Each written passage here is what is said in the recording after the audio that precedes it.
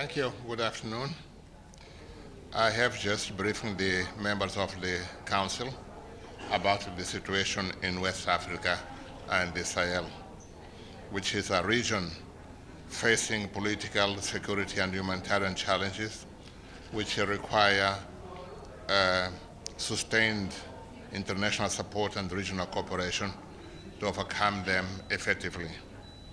The consequences of the humanitarian situation are alarming. Around 7 million people are internally displaced. 8,000 schools remain closed, depriving hundreds of thousands of children of an education and eroding the very basis of any future development in their countries. I call on regional leaders to redouble their efforts and international partners to continue lending their full support to curb these challenges. We take note of the creation of the Confederation of the Alliance of Sahel States. We will continue to work with the ECOWAS and the countries of the sub-region to strengthen regional cooperation and to preserve peace and stability in the best interests of the peoples of the region. Despite these challenges, there is positive news coming from West Africa and the Sahel. I can cite as an example the peaceful and orderly conduct of elections in Senegal, in Liberia, and more recently in Mauritania, which demonstrate the commitment of the people to democracy, good governance, and the rule of law.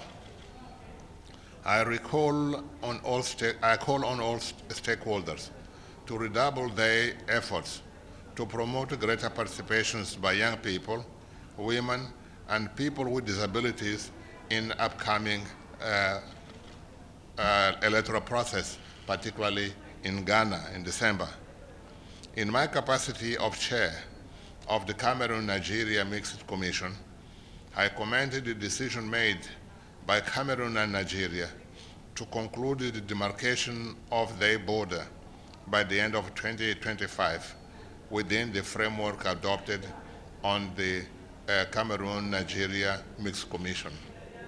This is a paramount achievement of a lasting peace and security, as particularly if you take into account the whole process went on along 2,100 kilometers long. It will also require the financial contribution of the parties, regional and international partners, as the swift implementation of socio-economic projects is critical to the communities affected by the demarcation activities.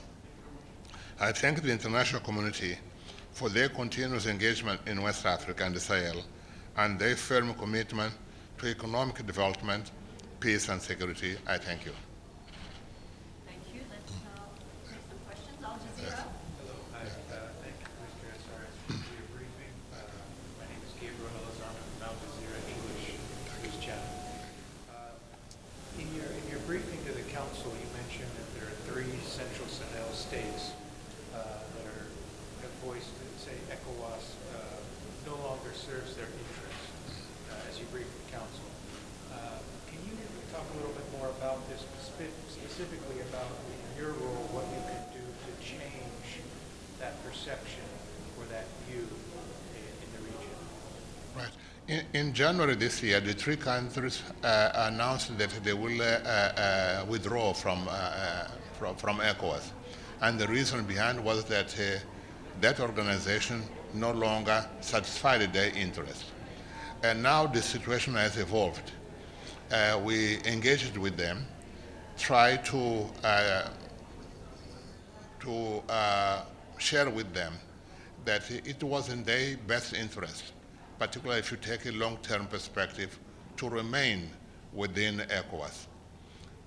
Also, the links between each one of these 3 countries with other members of the organization are very deep and also deep-rooted. So they could not be changed by a sort of a decree on that. So on the other hand, it will be within the family.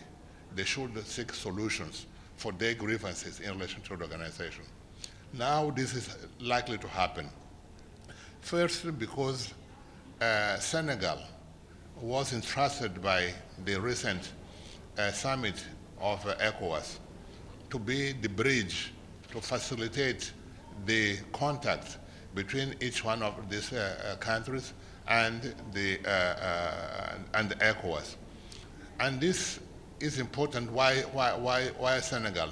Senegal had the similar grievances they had before going to elections on that. They had critical views on the social, economic, and political situation of their own country, but the way that they took was a different path. So they went through democratic elections of that. But their perceptions are the same as of the other three countries. And therefore, there is a like-minded, they form a sort of like-minded group because of that. And secondly, after his swearing in, the president of Senegal visited these three countries immediately. And actually, in the case, even during the inauguration, he invited to his inauguration the representatives of these countries. So the relations between Senegal and each one of these countries are very important. Now, Senegal is the country also which places regional integrations at the heart of its foreign policy, in such a way that they even rebranded the foreign ministry to become the Ministry of African Integration and Foreign Affairs. Therefore, Senegal is interested on the integrity of ECOWAS as part of regional integration. And therefore, Senegal is well placed to bridge between ECOWAS and each one of these three countries. A second aspect is that one of the decisions taken by the summit was to have a special session of the summit maybe later at the beginning of next year or so, to discuss precisely the internal situation of the organization, to look at the organization in a critical manner, to check if it corresponds or not the interests of the member states.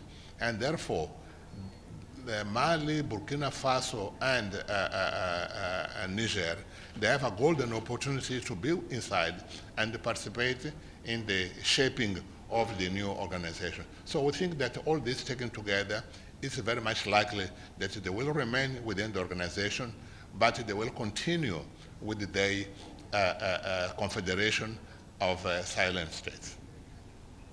Thank you. Hi, thank you for the briefing.